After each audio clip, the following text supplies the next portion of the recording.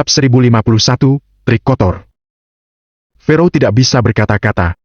Dia menggigit bibir merahnya dengan pelan dan berjuang untuk waktu yang lama sebelum berkata. Dia memang pantas untuk dihukum. Tapi, apa kamu pernah memedulikan dirimu sendiri? Jangan perlakukanku sebagai musuh.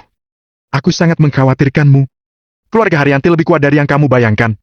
Meskipun saat ini kamu sudah sangat kuat, kamu tidak akan bisa menghadapi keluarga Haryanti. Kalau kamu nekat melakukannya, kamu akan mati. Agam terkekeh. Dia mengangkat cangkir tehnya dan berkata, sudah kubilang kalau aku tidak mau membicarakan topik ini. Kamu datang menemuiku dengan tergesa-gesa. Aku yakin kamu pasti punya alasan lain, kan? Pharaoh tahu bahwa tidak masuk akal baginya untuk meminta Agam melepaskan Dika. Dia menghela napas ringan dan menyesap tehnya. Setelah ragu-ragu sejenak, dia akhirnya berkata, Agam, kakekmu. Saat melihat sorot mata Agam yang sangat dingin, Pharaoh segera menghentikan kata-katanya. Kemudian, dia menarik napas dalam-dalam dan melanjutkan. Kepala keluarga Haryanti memintaku untuk menyampaikan pesan ini padamu. Dia berharap kamu bisa berdamai dengan keluarga Haryanti dan berhenti untuk memulihkan karma. Kalau kamu setuju untuk berdamai, kamu bisa kembali ke keluarga Haryanti. Dengan bakat dan kekuatanmu, kamu pasti bisa menjadi kepala keluarga Haryanti berikutnya. Kepala keluarga Haryanti. Sungguh status yang terhormat. Keluarga Haryanti bukan hanya klan super tersembunyi, tetapi mereka juga merupakan klan dengan latar belakang paling tertutup di antara 8 klan super tersembunyi lainnya. Jika dia bisa menjadi kepala keluarga Haryanti, dia bisa mengendalikan setengah dari wilayah Indonesia. Tidak ada seorang pun yang tidak tergoda dengan iming-iming kekuasaan seperti itu. Selain itu, dia juga akan memulihkan reputasi Kak Sesi. Ketika saatnya tiba. Cukup! Agam menyela kata-kata Pharaoh dengan suara yang sangat keras. Dia sudah berusaha keras untuk menahan emosinya. Jika tidak, ledakan emosinya barusan sudah cukup untuk membakar ruang ini hingga jarak ribuan meter. Wajah Pharaoh langsung memucat. Ada kepanikan dan keputusasaan yang tak terkatakan di dalam hatinya saat menghadapi aura Agam yang sangat menakutkan. Saat melihat kondisi Pharaoh, Agam buru-buru menenangkan emosinya. Dia tidak bisa marah di depan seorang wanita. Kemudian, dia berkata dengan suara yang dalam. Tidak usah melanjutkan kata-katamu. Katakan pada kepala keluarga Haryanti kalau aku tidak peduli dengannya. Selain itu, reputasi ibuku tidak pernah rusak. Jadi, apanya yang akan dipulihkan? Memangnya dia pikir dia siapa?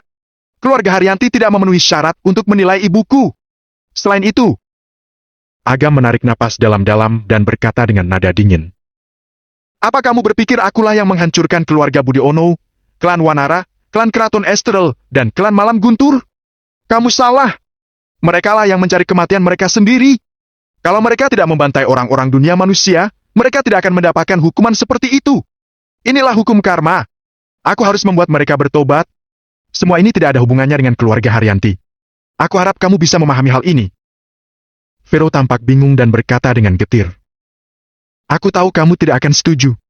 Kamu sangat mirip dengan ibumu. Kalian berdua sama-sama keras kepala. Tapi, ada satu hal yang harus kukatakan padamu. Ada banyak konflik internal di keluarga Haryanti. Bisa jadi ibumu meninggal bukan karena kakekmu. Agam agak mengernyitkan dahinya. Dia tidak mengerti tentang masalah ini. Namun, tidak ada gunanya untuk memikirkan hal tersebut. Saat ini, dia harus menyelesaikan masalah kakaknya terlebih dahulu. Aku akan menyelidikinya sendiri apa dia bersalah atau tidak. Tidak ada gunanya bagimu untuk berbicara lebih banyak lagi. Untuk keluarga Haryanti, ketika aku sudah menyelesaikan masalah yang ada, aku akan pergi ke ibu kota kekaisaran untuk menyelesaikan semuanya. Kesediaan Agam untuk pergi ke kediaman keluarga Haryanti adalah pertanda baik. Setidaknya masih ada harapan untuk mengubah prasangka buruknya terhadap keluarga Haryanti. Dulu, dia juga sangat berprasangka buruk terhadap keluarga Haryanti. Namun, setelah kembali ke ibu kota kekaisaran beberapa waktu lalu dan memahami beberapa hal, dia menyadari bahwa segala sesuatunya jauh lebih berliku-liku dan rumit daripada yang dia bayangkan. Baiklah. Tapi, tolong jangan bunuh Dika. Saat Pharaoh melihat raut wajah Agam tiba-tiba berubah, dia buru-buru berkata. Jangan salah paham dulu. Ada beberapa kelompok di dalam keluarga Haryanti. Kelompok wilayah utara yang dipimpin oleh Hinata punya kedudukan yang tinggi di dalam keluarga Haryanti. Kalau kamu membunuh Dika, Hinata pasti akan mempersulitmu begitu kamu pergi ke ibu kota kekaisaran. Apa kamu pikir aku takut pada kakek tua itu? Agam bersungut-sungut. Kakek tua. Pharaoh bergumam dan merasa geli saat mendengarnya.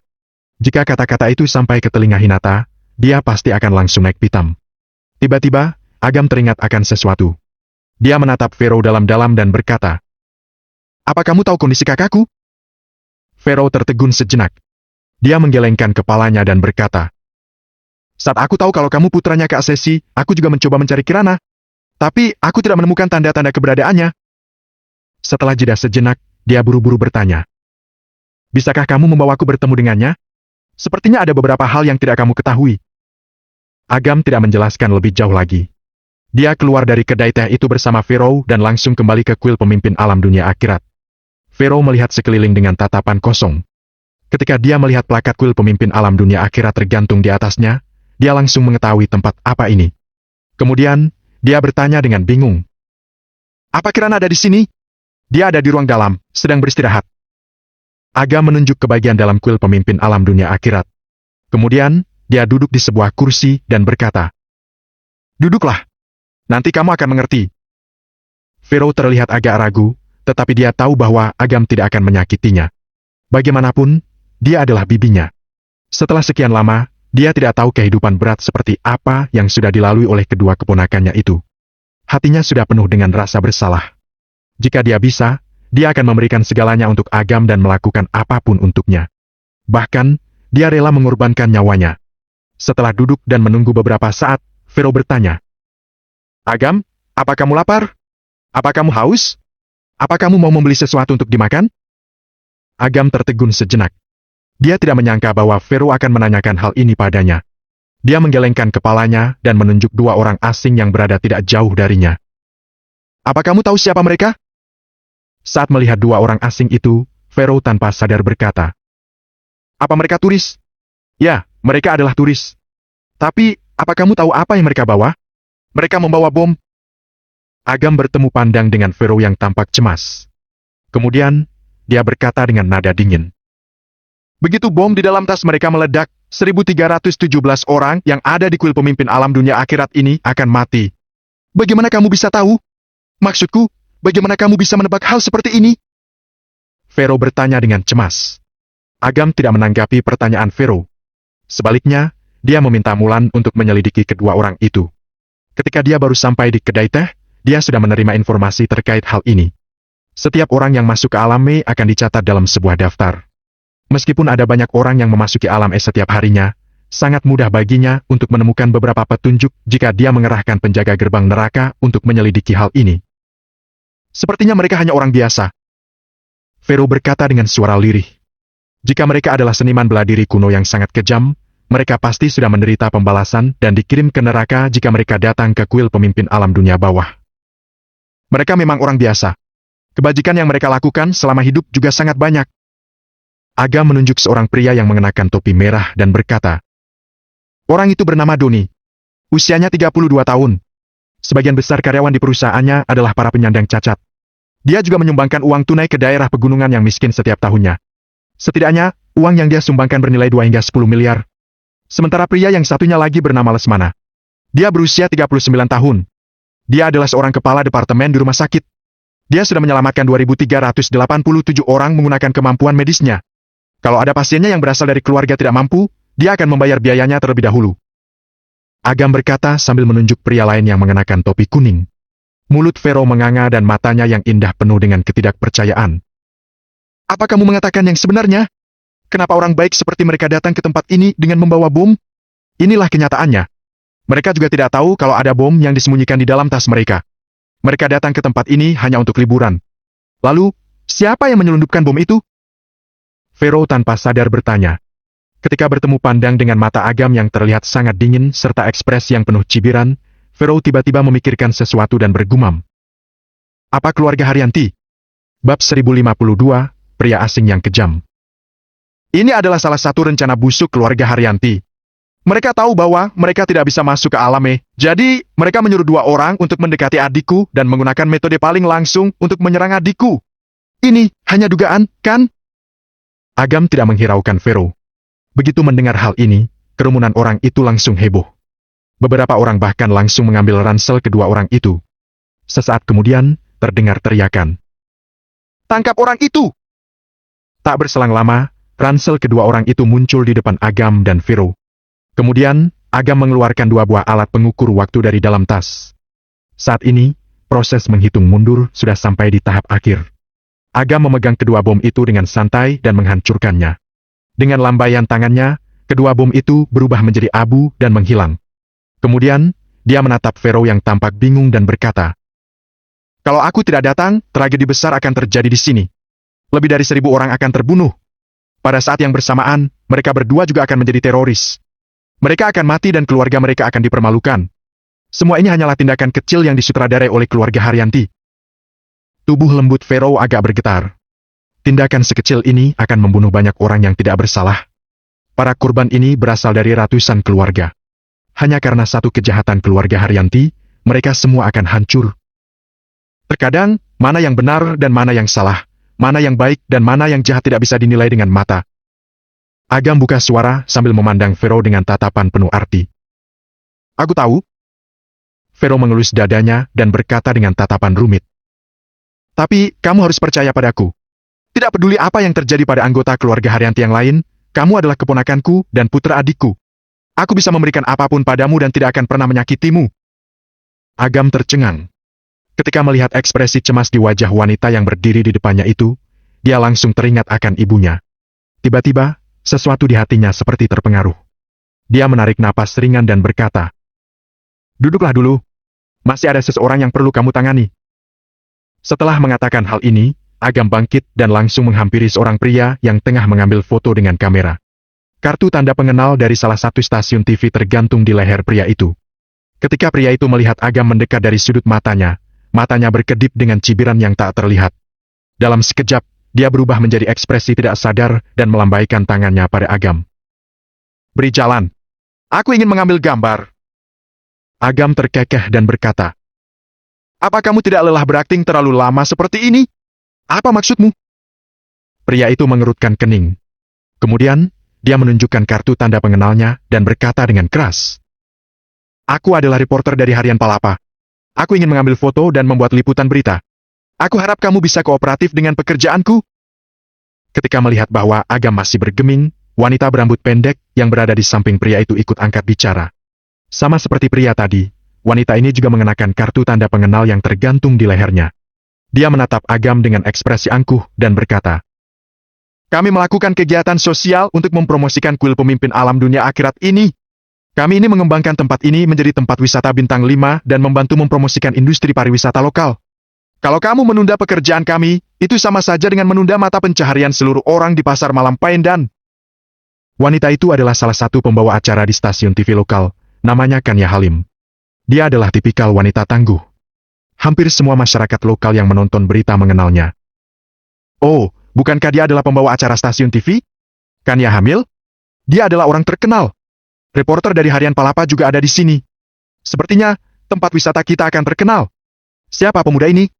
Kurasa dia sengaja menyabotase kita. Dia tidak ingin usaha kita berkembang." Beberapa orang yang berada di sekitar tempat itu langsung menuduh Agam. Kantor surat kabar datang ke tempat tersebut untuk mempublikasikan kuil pemimpin alam dunia akhirat dan mempromosikan pengembangan pariwisata.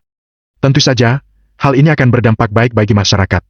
Namun, saat ini seorang pemuda tiba-tiba muncul untuk menghentikan para wartawan. Jadi, tidak heran jika Agam langsung menjadi musuh publik di pasar malam Paendan. Agam sama sekali tidak peduli dengan orang-orang yang menuduhnya itu. Dia juga tidak akan menyalahkan orang-orang ini. Bagaimanapun, orang biasa jarang berhubungan dengan para wartawan itu. Selain itu, apa yang sering mereka lihat hanyalah bagian luarnya saja. Masuk akal jika mereka dibutakan oleh reputasi para wartawan itu. Suasana hati yang berbeda tentu saja mengarah pada pandangan yang berbeda tentang berbagai hal. Agam tidak repot-repot berdebat. Dengan tatapan yang tampak menghanyutkan, dia meraih kerah baju pria itu dengan satu tangan. Dia mencibir dan berkata, "Aktingmu bagus juga. Karena kamu sangat ingin berakting, aku akan meladenimu sampai akhir. Apa yang kamu bicarakan? Aku sama sekali tidak mengerti. Lepaskan aku!" Pria itu meraih tangan Agam dan meronta mati-matian. "Kamu gila, ya? Cepat biarkan dia pergi." Kania tidak menyangka bahwa Agam benar-benar akan bertindak sejauh ini. Masyarakat macam apa ini? Apa dia tidak takut masuk penjara? "Apa kamu mendengarku ketika aku berbicara denganmu? Kalau kamu tidak melepaskannya, aku akan memanggil polisi. Percaya atau tidak, aku akan mengunggah kejadian ini di sosial media dan di berita. Aku akan membuatmu terkenal di seluruh negeri dan membuat semua orang melihat kekejamanmu." Aku akan membuat seluruh keluargamu dipermalukan bersamamu. Kania melihat bahwa Agam tidak menunjukkan tanda-tanda berhenti. Jadi, dia langsung mengancam Agam. Kania baru saja akan mengucapkan beberapa kata ancaman lagi, tetapi ketika tatapannya bertemu dengan mata dingin Agam, kata-katanya langsung terhenti di tenggorokan. Kamu adalah seorang wartawan. Seharusnya, kamu mencari kebenaran dan fakta dari sebuah kejadian. Dengan begitu, kamu akan terhindar dari bencana. Suara Agam terdengar seperti hawa dingin di musim hujan, menusuk hingga ke sumsum tulang Kania.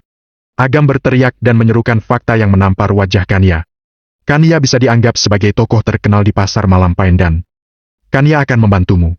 Diskusi masalah keluarga bersama Kania. Kedua acara tersebut adalah beberapa program yang dipandu oleh Kania. Siaran TV Kania selalu bijaksana, baik hati dan menghangatkan. Program-programnya banyak disukai oleh masyarakat setempat. Jadi, ketika melihat bahwa Kania diancam oleh seorang pemuda, orang-orang di sekitarnya langsung merasa tidak senang. Anak muda, tenanglah. Kamu akan masuk penjara karena memukul seseorang. Ini adalah kuil pemimpin alam dunia akhirat. Pemimpin dunia akhirat akan marah. Kalau kamu membuat masalah di sini, di masa depan kamu akan masuk neraka setelah kamu mati. Jadi, orang itu harus bersikap bijaksana. Jangan bodoh. Kalau tidak, Dewa Langit pasti akan menghukummu. Beberapa pria dan wanita tua mulai menasihati Agam. Mereka mengatakan bahwa beberapa waktu lalu, sebuah keluarga diganggu oleh orang-orang jahat di sekitarnya. Pria itu berlutut di depan kuil pemimpin alam dunia akhirat dan mengeluh tentang penderitaan yang dialami. Akibatnya, dalam 2 atau 3 hari, hampir semua orang jahat yang menindasnya masuk penjara atau mengalami kecelakaan mobil. Masalah ini menyebar dari mulut ke mulut dan menjadi makin misterius. Seiring dengan berjalannya waktu, makin banyak orang datang mengunjungi kuil pemimpin alam dunia akhirat. Kalian menghakimiku secara sepihak. Setelah mendengarkan kata-kata orang-orang ini, Agam menggelengkan kepalanya tanpa daya. Dia sudah menduga bahwa orang-orang itu tidak mengerti apa-apa. Agam mengalihkan pandangannya ke pria itu dan pupil matanya berangsur-angsur berubah menjadi gelap. Ekspresi wajahnya menjadi makin ganas. Tubuh Agam yang awalnya tenang langsung mengeluarkan kekuatan spiritual yang mengerikan, seolah-olah energi tersebut akan segera meledak. Dalam keadaan seperti itu, mengaktifkan teknik spiritual di tingkat petapa agung alam kemuliaan saja sudah cukup kuat untuk meratakan segalanya dalam jarak ribuan meter. Wajah Agam menjadi dingin. Sesaat kemudian, dia mencekik wartawan pria itu dengan satu tangan. Diiringi dengan suara kerak dan leher wartawan pria itu langsung patah di tempat. Ah! Dia membunuh seseorang. Panggil polisi, jangan biarkan dia lolos. Melihat kejadian tersebut, orang-orang yang berada di sekitar lokasi kejadian langsung panik. Kania juga langsung berteriak. Dalam sekejap, situasi di tempat tersebut langsung menjadi gaduh. Kania buru-buru mengeluarkan ponselnya untuk mengambil foto dan video dari kejadian mengerikan ini. Selain panik, ada sedikit kegembiraan dan antusiasme di wajahnya. Reporter harian Palapa dibunuh secara brutal oleh seorang pria asing. Judul berita ini cukup menarik perhatian. Mungkin, dia bisa menggunakan berita ini untuk mempromosikan karirnya ke posisi yang lebih tinggi. Bab 1053, Membunuh Dika. Agam mengabaikan reaksi orang-orang di sekitarnya dan merasakan bahwa kekuatan spiritual dalam tubuh pria itu terus meningkat. Dia tidak bisa menahan cibiran dan melemparkan tubuh pria itu dengan santai. Adegan ini mengejutkan semua orang. Berat seorang pria dewasa setidaknya mencapai 65 kg. Namun, dia dilemparkan begitu saja seperti seekor ayam. Namun, adegan berikutnya membuat semua orang makin tercengang. Agam menahan tangannya di udara dan mencengkeram ruang hampa. Anehnya, distorsi ruang hampa yang dicengkeram Agam bisa dilihat dengan mata telanjang. Mayat pria itu hancur dalam sekejap, berubah menjadi debu dan menyebar ke seluruh tempat. Di tengah video, Kania melihat bahwa pria itu tiba-tiba menghilang. Kania berpikir ada yang salah dengan ponselnya. Jadi, dia mendongak untuk melihat secara langsung. Namun, sesaat kemudian Kania menyadari bahwa pria itu benar-benar tidak ada. Dia menghilang begitu saja. Setan! Jadi, pria itu setan? Pemimpin dunia akhirat, tunjukkan kekuatan Anda dan terima iblis ini. Orang-orang di sekitar mereka ketakutan. Mereka berlutut dan bersujud ke kuil pemimpin alam dunia akhirat. Mayat pria itu hancur dan seorang lelaki tua berperawakan kurus tiba-tiba muncul. Semua orang mengira bahwa pemimpin dunia akhirat turun ke bumi. Jadi, mereka bersujud di tanah dengan lebih keras. Tidak jauh dari sana, Vero melihat wajah lelaki tua itu dan ekspresi muncul di wajah cantiknya. Sebagai anggota keluarga Haryanti, dia mengenali bahwa lelaki tua itu adalah kepala pengurus rumah yang bekerja untuk Hinata. Dia bernama Petapa Agung Radian. Kekuatannya sudah mencapai alam kemuliaan tingkat 2 awal. Ketika melihat jalanan di sekitarnya yang kembali ramai, Pharaoh bergidik ngeri. Jika seorang petapa agung alam kemuliaan tingkat 2 mengambil tindakan, tempat ini pasti akan rata dengan tanah dalam sekejap. Petapa Agung Radian menatap Agam dengan lekat dan berkata, "Aku, Petapa Agung Radian, telah mempelajari teknik jiwa dan bayangan sepanjang hidupku. Tapi, aku tidak menyangka kalau kamu berhasil membongkar penyamaranku. Meskipun begitu, sekarang kamu hanya punya satu pilihan. Serahkan Tuan Muda Dika. Kalau tidak, kakakmu akan mati." Agam tersenyum dan menatap Petapa Agung Radian dengan santai. "Nyalimu memang besar. Apa kamu tahu tempat apa ini? Sekarang, jiwamu sudah terbuka dengan jelas di hadapan bumi dan surga. Penghakimanmu akan segera datang." Begitu Agam menyelesaikan ucapannya, langit tiba-tiba berubah suram. Awan hitam tebal berkumpul dari kejauhan, disertai dengan ledakan guntur yang keras. Petir yang menyilaukan berkilat di langit. Jiwa Petapa Agung Radian tiba-tiba ketakutan. Dia berteriak dengan keras.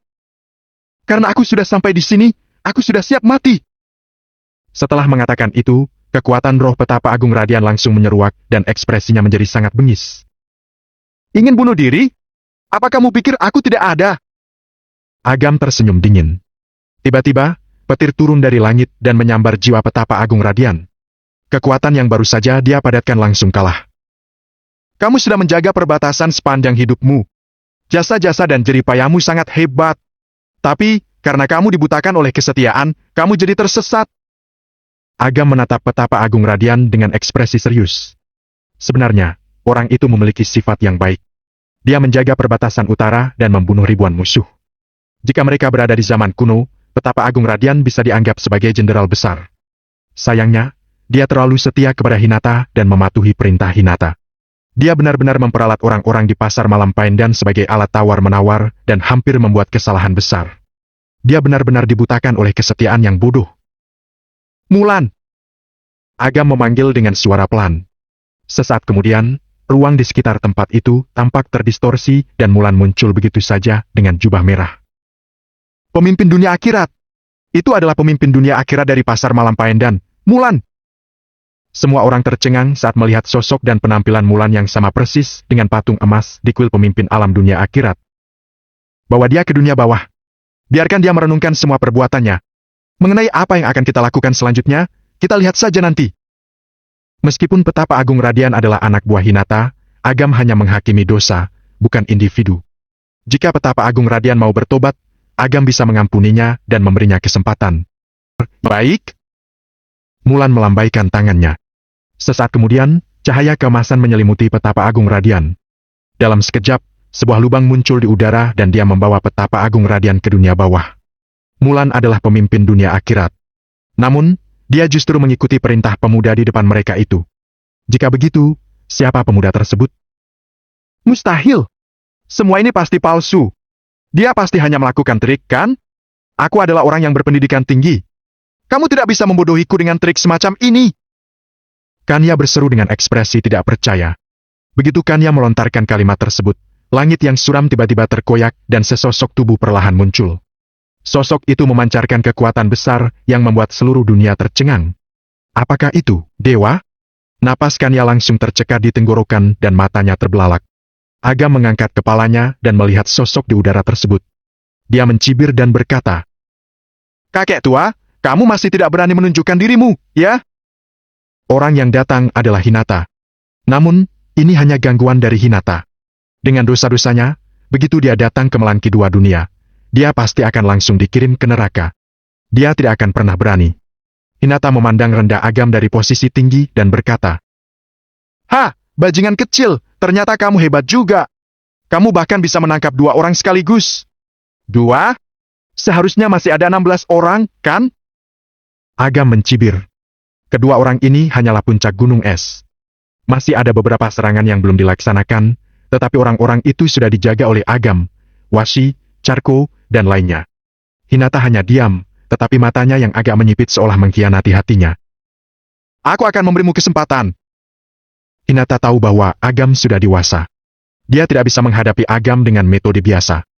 Hinata berkata dengan nada dingin, "Lepaskan nyawa cucuku untuk menyelamatkan kakakmu." Agam melambaikan tangannya dan sosok Dika muncul begitu saja. tubuhnya masih penuh dengan luka-luka sebelumnya. Dadanya cekung, hidungnya patah dan tulang pipinya bahkan hancur. Penampilannya sangat mengerikan. Cucuku!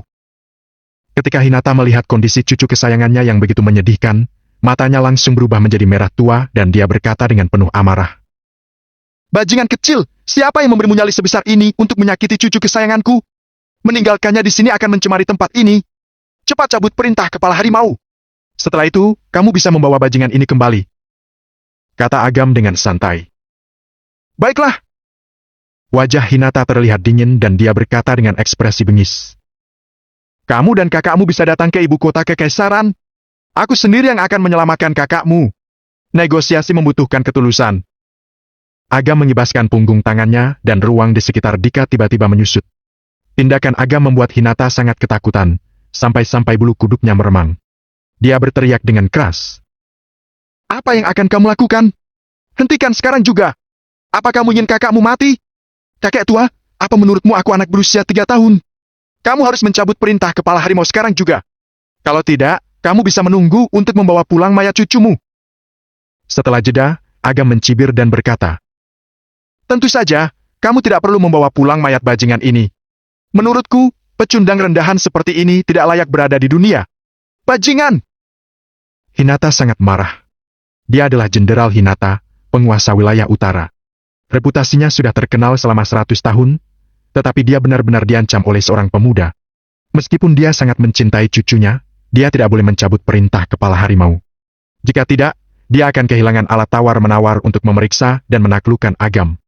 Pada saat itu, dia pasti akan kehilangan reputasinya dan dipermalukan di keluarga Haryanti.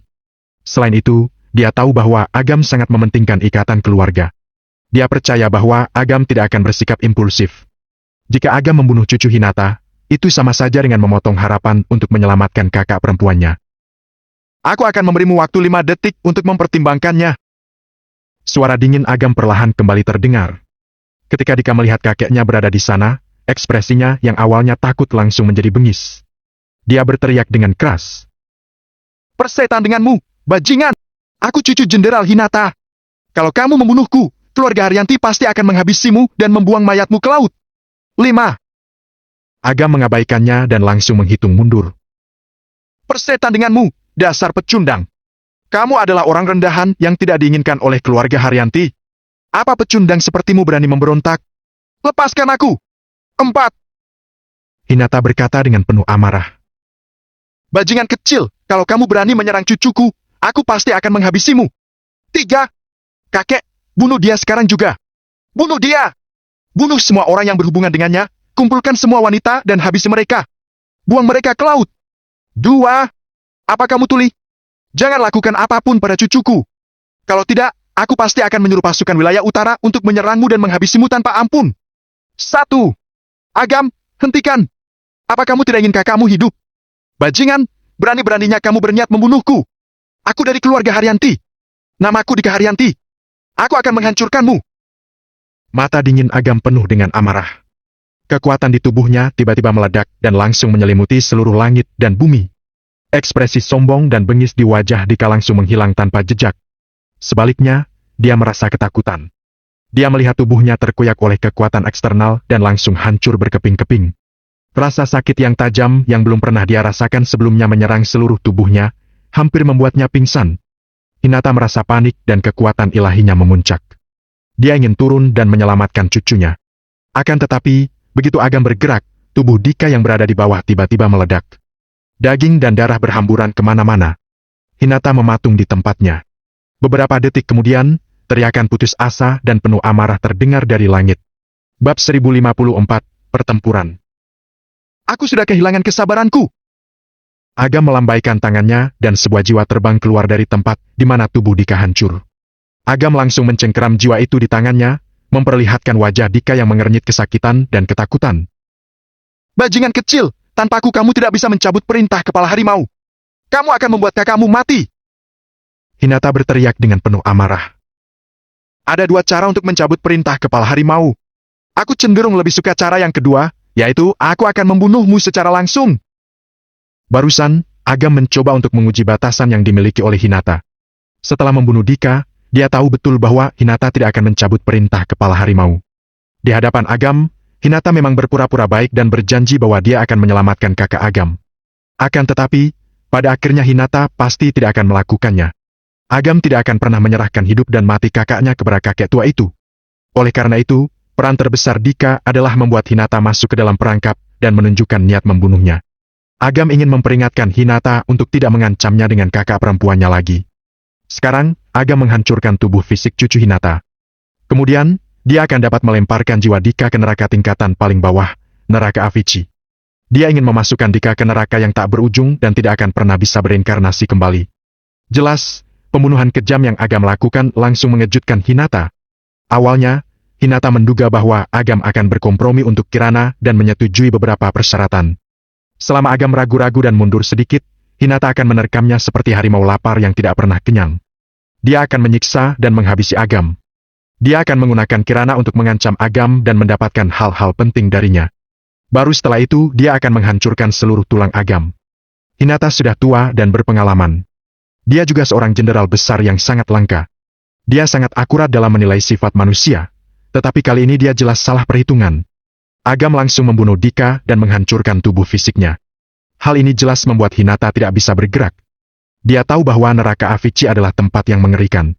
Begitu dimasukkan ke dalam tempat itu, cucunya akan terjebak di neraka tingkatan paling bawah selamanya. Bahkan, tidak akan ada harapan untuk terlahir kembali di dunia. Ketika menghadapi kekejaman Agam, Hinata tidak bisa mengucapkan sepatah kata pun. Setelah sekian lama, sosoknya perlahan-lahan mundur dan matanya merah. Dia berkata dengan nada mengerikan.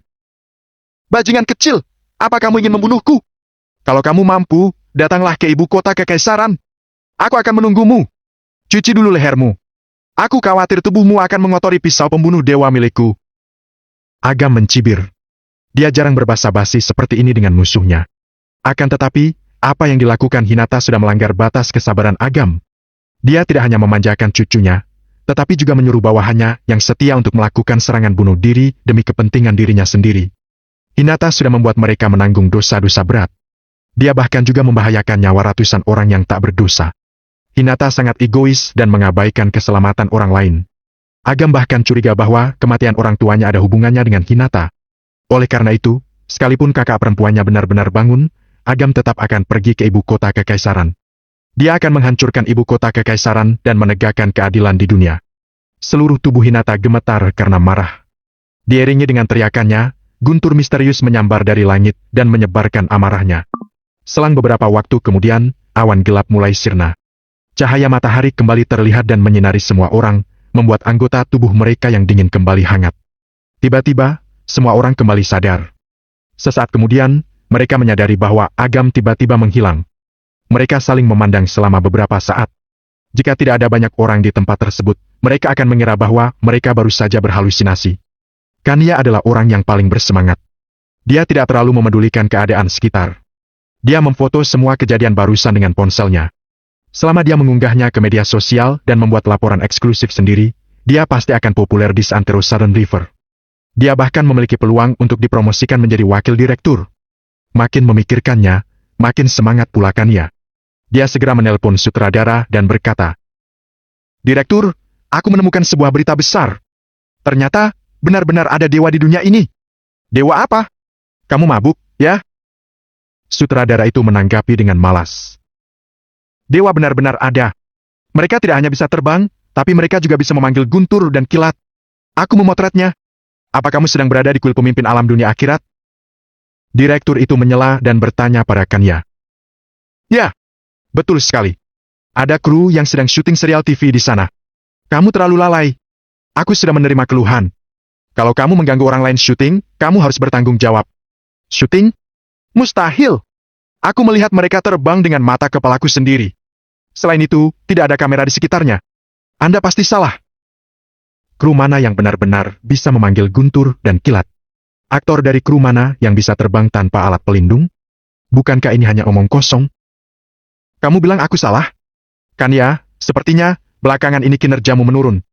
Aku sudah menahan diri untuk waktu yang lama dan memberimu kesempatan. Mulai besok dan seterusnya, kamu tidak akan bekerja di stasiun TV lagi. Aku pikir kamu lebih cocok bekerja di surat kabar saja. Apa aku harus menulis surat rekomendasi untukmu? Bagaimanapun, seorang rekan harus saling menolong. Kamu! Kanya menutup telepon dengan penuh amarah. Dia bahkan menutup teleponku. Di kantor stasiun TV, sang sutradara menatap Reno dan mengulum senyum. Pak Reno, apa menurut Anda ucapan saya tadi sudah tepat? Kanya juga mulai meragukan dirinya sendiri. Namun, makin memikirkan hal ini, makin merasa janggal pula dia. Ibu kota kekaisaran. Ya, orang itu hanya mengatakan bahwa dia akan pergi ke ibu kota kekaisaran. Jika Kanya pergi ke ibu kota kekaisaran, dia pasti bisa menggali berita yang lebih dalam. Begitu dia berhasil membuat berita tersebut, dia pasti akan mendapatkan posisi direktur. Apa kepala keluarga benar-benar mengatakan itu?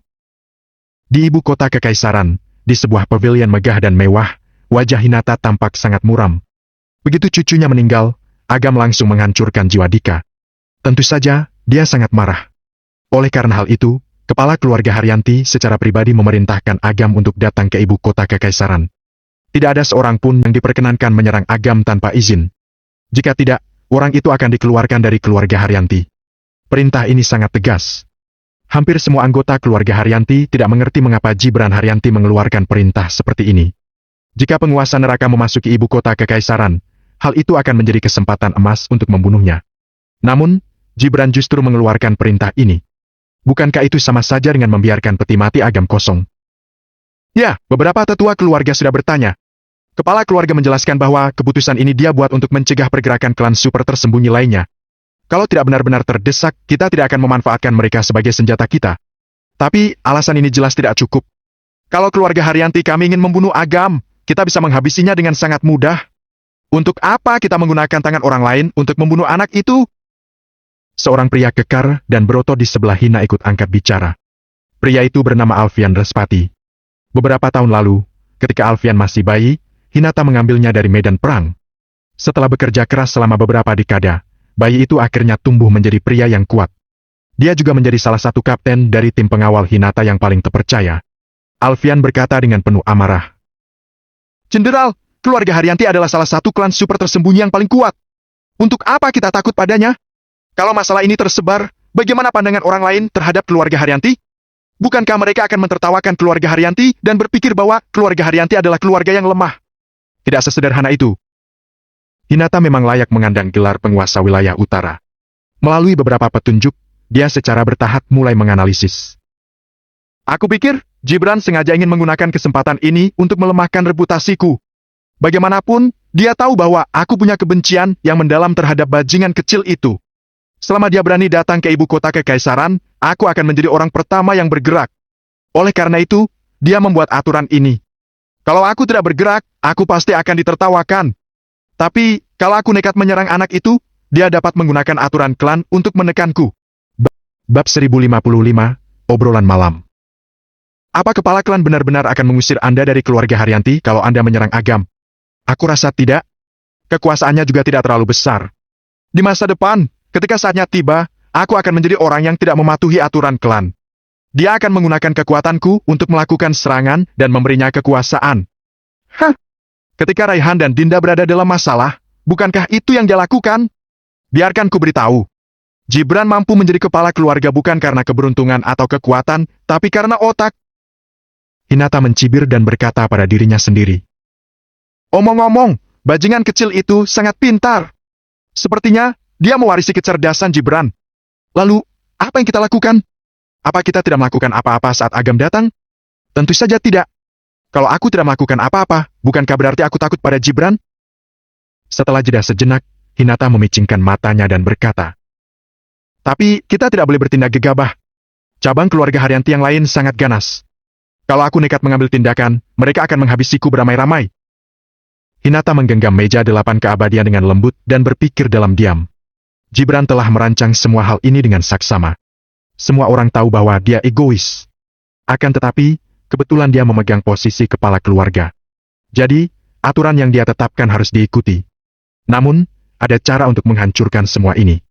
Karena keluarga Haryanti tidak bisa melukai Agam, dia bisa meminjam tangan orang lain untuk menyingkirkan bocah tengik itu. Aku dengar, Derayes punya masalah dengan bajingan kecil itu? Jibran tiba-tiba bertanya. Ya, ada beberapa gosip yang berkata begitu. Di kompetisi pertempuran 9 alam surgawi, tim yang dipimpin oleh Derayes dikalahkan oleh wilayah timur. Dia selalu menyimpan dendam atas kejadian ini. Kita bisa memperalat dia. Dia pasti akan berguna. Tapi, Anda tahu tingkatan Darius. Darius memiliki master yang berasal dari keluarga Winarno. Mereka adalah keluarga yang biasa-biasa saja. Memangnya, mereka bisa berbuat apa? Master Darius adalah Diego, kan? Hei. Kudengar, beberapa waktu lalu dia pergi ke luar negeri untuk melanjutkan studinya. Secara kebetulan, dia juga berhasil mencapai tingkatan petapa agung alam kemuliaan. Tentu saja, aku lebih menghargai koneksinya. Apa maksud Anda? Anda ingin menggunakan pasukan asing? Wajah Alfian berubah drastis. Mereka semua adalah tentara yang menjaga perbatasan. Sejumlah besar rekan mereka telah mati di tangan pasukan asing. Apalagi, mereka telah berperang dengan pasukan asing untuk waktu yang sangat lama. Sekarang, Hinata ingin menggunakan pasukan asing? Aku tidak mengatakan itu. Hinata menyipitkan mata dan tertawa, tetapi ekspresi wajahnya jelas mengiyakan pernyataan ini. Hinata melihat bahwa Alfian masih terdiam. Kemudian, Hinata berkata dengan nada dingin. Kenapa? Apa kamu tidak mengerti maksudku? Cecunguk satu itu tidak pernah pandang bulu. Dia punya cara tersendiri untuk berurusan dengan orang-orang senegaranya. Kalau dia tidak disingkirkan, bagaimana Indonesia bisa damai? Ya, saya mengerti. Tubuh Alfian bergetar. Dia sudah lama menganggap Hinata sebagai ayah kandungnya sendiri. Ditambah dengan karier militernya selama puluhan tahun, dia sudah terbiasa mengikuti perintah dengan patuh. Jadi, dia langsung menjawab dengan tegas ketika melihat sikap keras Hinata. Setelah Alfian pergi, mata Hinata yang menyipit menjadi lebih ganas dan keji. Bajingan kecil, aku menunggumu datang ke ibu kota kekaisaran. Aku akan menyiapkan hadiah besar untukmu. Aku ingin tahu apa kamu puas dengan hadiahku atau tidak. Hahaha. Insiden munculnya pemimpin dunia akhirat di pasar malam Paendan telah menyebar ke seantero negeri. Bagaimanapun, banyak orang yang suka mendengar gosip. Akan tetapi, tidak ada video yang bisa membuktikan kebenaran berita tersebut. Kadang-kadang, beberapa video tersebar di platform sosial media. Akan tetapi, semuanya adalah berita palsu. Selama tidak ada berita dari stasiun TV besar dan media resmi yang mengonfirmasi kabar ini, mereka menganggap bahwa kejadian itu hanyalah proses syuting. Akibatnya, tidak ada kejelasan mengenai masalah ini.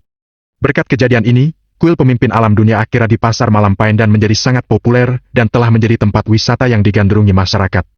Selebritas internet dari semua lapisan masyarakat mulai berdatangan ke tempat tersebut. Bahkan, entah kenapa beberapa pebisnis juga datang berkunjung. Selain itu, ada beberapa fenomena aneh yang mulai terjadi di tempat tersebut. Beberapa pebisnis diam-diam melakukan sesuatu yang salah dan ingin datang ke kuil pemimpin alam dunia akhirat untuk mencari pesugihan. Akibatnya, sebelum mereka kembali, situasi ekonomi mereka mengalami masalah, kesehatan mereka menurun drastis, dan keluarga mereka nyaris hancur. Bagaimanapun, kuil pemimpin alam dunia akhirat bukanlah tempat ibadah. Mereka tidak akan mendapatkan ketenangan pikiran atau berkah hanya dengan memberikan sumbangan. Ketika orang baik datang ke sini, mereka akan mendapatkan berkah, karier mereka akan bersinar, rezeki mereka akan lancar, dan keberuntungan mereka akan makin baik. Akan tetapi, jika orang jahat datang ke sini, mereka akan menerima karma 100%. Akibatnya, selang beberapa waktu, popularitas tempat ini kembali menurun. Meskipun begitu, hantu-hantu dan arwah gentayangan di kuil tersebut tinggal sedikit. Jadi, makin banyak orang biasa yang datang untuk mencari berkah dari surga. Tentu saja, Agam tidak peduli dengan hal-hal sepele semacam ini. Dia kembali ke kota primadona dan melihat jalanan yang terasa akrab baginya. Hatinya yang sesak terasa agak rileks. Perjalanan ke ibu kota kekaisaran kali ini akan sangat berbahaya. Agam harus libur dan beristirahat selama beberapa hari untuk mempersiapkan diri. Agam berjalan-jalan dengan Melinda dan mengobrol tentang masa lalu. Bagi Agam, hal semacam itu bisa membuat hati dan pikirannya menjadi santai. Hanya saja, Agam adalah pria yang tidak peka dan tidak memiliki banyak pengalaman di bidang percintaan. Jadi, dia tidak sadar bahwa tindakannya itu akan membawa dampak pada wanita-wanita di sekitarnya. Ketika Agam masih kuliah, pacar pertamanya, Maya, berinisiatif untuk mengejar Agam. Kemudian, ketika dia bertemu dengan Citra, awalnya dia dipaksa oleh keadaan. Jadi, dapat dikatakan bahwa Agam benar-benar tidak berpengalaman dalam hal percintaan. Belakangan, ada banyak gadis di sekitarnya, tetapi dia terlalu fokus menangani klan tersembunyi. Jadi, dia tidak punya waktu untuk memikirkan hal-hal ini. Oleh karena itu, dia hanya memperlakukan gadis-gadis di sekitarnya sebagai teman. Setelah berjalan-jalan, Bibi Cindy mengundang Agam untuk makan malam. Di meja makan, Agam bertanya pada Bibi Cindy dan sepupu keduanya tentang kehidupan mereka belakangan ini. Ketika mereka kembali ke kota primadona, mereka dirawat oleh Jamal. kehidupan mereka bisa dikatakan sejahtera dan makmur. Mereka membuka restoran dan melanjutkan bisnis mereka sebelumnya. Tanpa diduga, bisnis mereka cukup populer. Jadi, mereka memutuskan untuk membuka cabang lain. Oleh karena itu, mereka menatap Agam dengan mata getir. Mereka ingin menghabiskan sisa hidup mereka dengan tenang. Namun, mereka tidak menyangka bahwa mereka akan sangat sibuk setiap hari. Mereka bahkan sampai tidak sempat makan. Meskipun begitu, mereka sangat menikmati dan menghargai hari-hari penuh berkah seperti itu. Setelah makan malam, kedua pria tua itu minum terlalu banyak. Mereka sampai mabuk dan tak sadarkan diri. Bibi Cindy meminta Melinda untuk mengantar mereka kembali. Melinda adalah wanita pintar. Dia menebak bahwa Bibi Cindy ingin berbicara dengan Agam secara pribadi. Jadi, dia mengiyakan dengan patuh. Agam, apa kamu benar-benar akan pergi ke ibu kota kekaisaran? Di bawah sinar rembulan, mereka berdua berjalan santai di jalan. Bibi Cindy tersenyum pada Agam dan bertanya layaknya seorang bibi kepada kemenakannya. Ya, dendam orang tua dan kakakku harus dibalas. Agam sudah menganggap Bibi Cindy sebagai bibinya sendiri. Meskipun Agam tidak memiliki kesan yang baik tentang keluarga Pambudi, Bibi Cindy adalah bibi dari Citra. Selain itu, Bibi Cindy benar-benar baik kepada Citra. Hah? Keluarga Haryanti sangat kuat, tapi kamu sudah dewasa dan mandiri. Jadi, aku tidak akan banyak bicara. Ada sesuatu yang ingin aku katakan padamu. Tapi, hal ini mungkin akan memengaruhimu. Keluarga Pambudi sudah meninggalkan kota primadona. Aku mendengar bahwa mereka pergi ke ibu kota kekaisaran. Mengenai benar atau tidaknya berita ini, aku tidak tahu. Tapi, mereka memang sudah tidak ada di rumah sakit. Agam merenung sejenak. Mungkin saja, masalah ini disebabkan oleh keluarga Haryanti. Jika bukan keluarga Haryanti, mungkin dalang di balik masalah ini adalah Jaya. Jaya sudah berinkarnasi dan bergabung ke sekte Lawarnu. Jaya pasti sudah mendengar berita mengenai dirinya. Jika dia benar-benar melakukannya, dia pasti akan bersikap waspada. Meskipun keluarga Pambudi tidak lagi menjadi ancaman bagi Agam, mengingat hubungannya dengan Citra, Agam ditakdirkan untuk tidak dapat memutuskan hubungannya dengan keluarga Pambudi sepenuhnya. Lalu, di mana Citra? Apa sekarang kondisinya baik-baik saja? Bibi Cindy sangat prihatin dengan nasib keponakannya. Hidup gadis itu relatif baik, tetapi juga keras.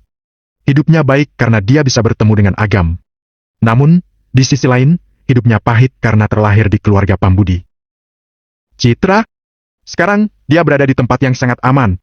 Dalam beberapa waktu ke depan, aku akan membawanya menemui Bibi. Agam tersenyum. Sebenarnya, dia juga sangat mengkhawatirkan gadis itu. Namun, sekarang Citra sedang berada di pusara kebajikan dan sedang dalam masa kritis melawan Dewi Pembunuh. Sebagai penguasa neraka, jika Agam bertindak gegabah dan pergi ke sana, kemungkinan besar dia akan membuat Dewi Pembunuh mengamuk. Jika sudah begitu, semuanya akan sia-sia. Agam tidak ingin hal ini terjadi. Oleh karena itu, dia harus menahan pikiran dan perasaannya. Setelah semuanya selesai, mereka berdua benar-benar bisa bersama.